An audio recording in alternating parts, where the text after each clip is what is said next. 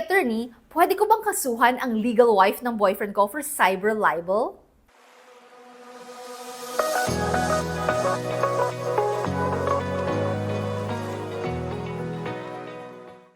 Hello and welcome back to the Hey Attorney podcast, your virtual class about law for the everyday life. I have missed you all so much because the past 2 weeks have been insanely busy, as in insanely busy. I had never-ending meetings, client calls, consultations, events, cases, ang dami-dami talaga. Yes, I am a real lawyer, just so you know, hindi ako full-time content creator, but I do plan to make this hobby a commitment. So I'm really sorry if I've been absent the past 2 weeks, but I'm back, and I'm back with a very juicy topic. In this episode, we will answer the question, Hey attorney, pwede ko bang kasuhan ang legal wife ng boyfriend ko for cyber libel? Are you triggered already? Relax. Breathe in, breathe out. Huwag muna kayong mag-react violently. We will discuss this properly before na masaktan kayo or magka-hypertension. So please listen very carefully to our topic today. This topic, of course, is from one of my TikTok videos. In fact, one of the earliest ones and the most controversial at that. Yung scenario sa video nito ay yung babae ay binabash siya online ng asawa ng boyfriend niya. So people are shocked by the statement and the question kasi parang, wait lang, yung boyfriend mo may asawa, so okay, ikaw yung kabit. So that's what was interesting with this video. And so essentially, what it's trying to ask is, yung legal wife ba pwedeng makasuhan ng cyber libel if she posts online something that is defamatory doon sa kabit ng kanyang mister? And mind you, this happens a lot in real life. I have had several consultations from women both who are mistresses and the legal wives precisely about the situation. So ano nga ba ang answer? If, for example, a wife posts about the mistress or binabash niya yung mistress online, sinasabi niya, Hoy, Maria Labo, ikaw sobrang ang sama-sama ng ugali mo, you are a mistress, blah, blah, blah, sa'yo na yung asawa ko, pareho kayong pangit, or something like that, no? So, na-identify niya yung person and tinawag niyang mistress yung babae. So now, is the legal wife liable for cyber libel? And the answer for that is yes, she is liable for cyber libel. So if you've watched episode 2 of the Hey Attorney podcast, malalaman mo doon or matutunan mo na merong elements yung cyber libel. And in this case that we're talking about, pasok lahat ng elements of cyber libel. Number 1, yung pagsabi na someone is ugly or someone is a mistress is an imputation of a crime or a defect. Number 2, ang pag-post sa Facebook or any online platform na nakikita ng ibang tao is a publication. Number 3, it is malicious because ang pag-post ito is out of anger or para mapahiya yung kabit. Number 4, pinangalanan yung kabit, which means that the person being defamed is identifiable. And number 5, napahiya yung kabit dahil sa post na yon. And number 6 na element is dapat ginawa ito sa isang computer system. So yung pag-post nito sa any electronic device, through any electronic device, will now make it fall under cyber libel. Remember na yung penalty for cyber libel is an imprisonment of 2 to 8 years. I can now imagine all the legal wives nagre-react na sa video na to and they're saying, grabe naman, ako na nga yung nasaktan, ako na nga yung niloko, ako pa yung makukulong. Unfair talaga ng batas, ikaw attorney talagang tagapagtanggol ka ng mga mistress, blah, blah, blah, blah. Wait, okay? Wait a second. Before you make any conclusions, I agree with you. I'm on the side of the legal wives here. I am a legal wife kahit na walang mistress. So listen very carefully. Here are the things I need you to know in light of this possible liability niyo for cyber libel. Legal wives, hindi kayo talo because number 1, you can file a case for vowsy or violation against women and children under RA 9262.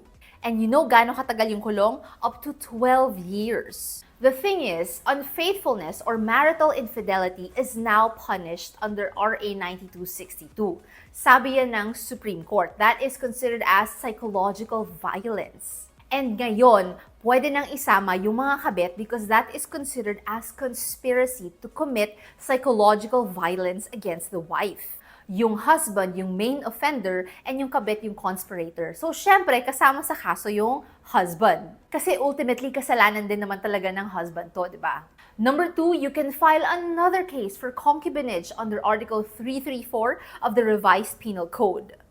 Your husband can be imprisoned for up to 4 years and yung kabit pwedeng maparusahan ng distiero for 6 years. Third, you can file another case, a civil case, for alienation of affections under Article 26 of the Civil Code. Dito, pwede yung kabit lang yung kasuhan mo, hindi na kailangan makasuhan yung husband.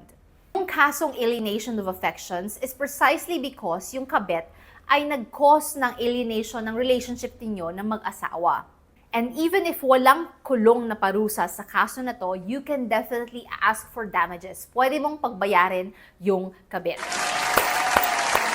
So, misis, pwede mo talagang tambakan ng kaso yung kabit ng asawa mo. And you know, with all of that, knowing all of these cases that you can file against the mistress, I don't think the mistress would have the audacity or the courage to file a cyber libel case against you. But even if she will, at least now you know na meron kang pwedeng i-counter sue sa kanya.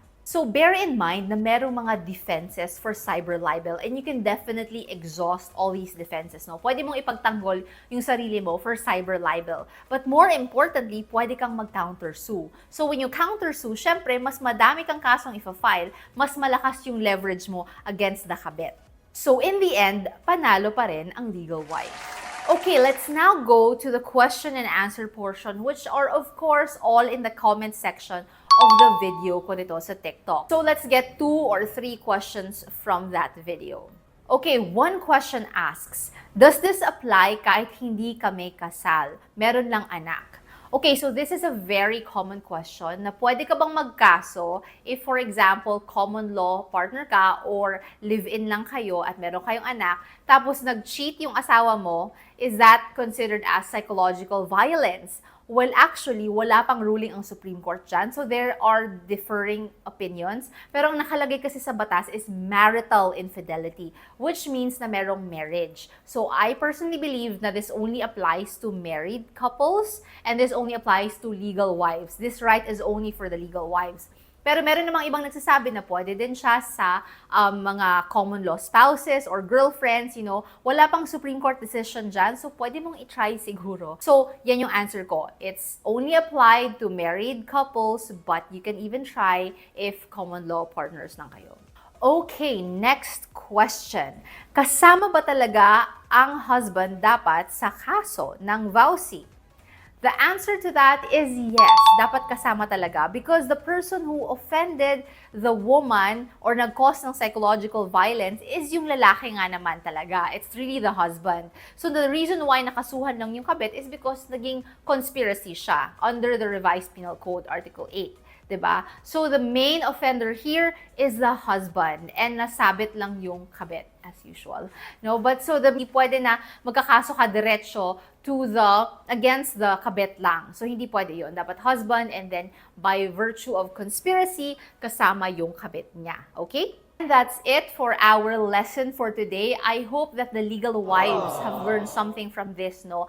First of all, I want you to be very careful. Kung pwede hindi ka na mag-post, huwag ka na mag-post, diba? Try to manage your emotions, huwag kang mag-post, and be strategic with your steps. You know, file cases and bring this to the courts, and huwag kang mag-post online. Kasi mahirapan ka lang if, for example, a cyber libel case will be filed against you. So I need you to be more focused. I need you to be more emotionally stable. But I understand where you're coming from. I totally get anong klaseng pain that this kind of betrayal does. And you know, the justice will really help you eventually. Para naman sa mga kabit dyan, di ba? Ano yung ginagawa nyo with a married man? I have talked to so many mistresses through my consultations with my clients and everything, no? And I always tell them that, you know, huwag ka nang makigulo. Diba? It's really going to end up in pain, yung pagiging mistress. Meron kang criminal liabilities, civil liabilities, madaming parusang nag-aantay sa'yo if you continue in this kind of lifestyle. So, if for example, you're in love with a married man and sinasabi niya sa'yo, hindi, iiwan ko yung pamilya ko para sa'yo, and then, you know, you're causing the breakup of the family, there will be liabilities for this. So I hope that you open your heart and mind to the realities and to the realities of the law. So I hope that you all learned a thing or two from this episode, and I will see you all again this Saturday. Please don't forget to subscribe to my channel, and thank you for all those who subscribe. Don't forget to click on the notification bell so that you'd know that I've uploaded a new video. Also, follow me on my socials at Hey Attorney. So thank you very much. Again, this is Attorney Bernice Piñol Rodriguez. Thank you and have a great day.